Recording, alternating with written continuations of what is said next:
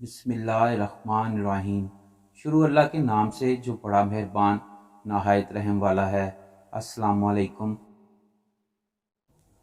حضرت ابو امامہ رضی اللہ تعالیٰ عنہ فرماتے ہیں کہ ایک عورت مردوں سے بے حیائی کی باتیں کیا کرتی تھی اور بہت بے باک اور بد کلام تھی۔ ایک مرتبہ حضور صلی اللہ علیہ وآلہ وسلم کے پاس سے گزری۔ حضور صلی اللہ علیہ وآلہ وسلم ایک ہی جگہ پر بیٹھے ہوئے سریت کھا رہے تھے۔ اس پر عورت نے کہا، انہیں دیکھو ایسے بیٹھے ہوئے ہیں جیسے غلام بیٹھتا ہے اور ایسے کھا رہے ہیں جیسے غلام کھاتا ہے۔ یہ سن کر حضور صلی اللہ علیہ وآلہ وسلم نے فرمایا، کون سا بندہ مجھ سے زیادہ بندگی اختیار کرنے والا ہوگا؟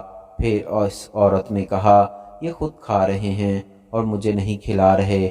حضور صلی اللہ علیہ وآلہ وسلم نے فرمایا، تو بھی کھا لے۔ اس نے کہا، مجھے اپنے ہاتھ سے عطا فرمائیں۔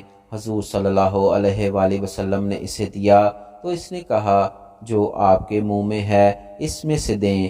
حضور صلی اللہ علیہ وآلہ وسلم نے اس میں سے دیا جسے اس نے کھا لیا۔ اسے کھانے کی برکت سے اس پر شرم و حیا غالب آ گئی اور اس کے بعد اس نے اپنے انتقال تک کسی سے بے حیائی کی کوئی بات نہ کی۔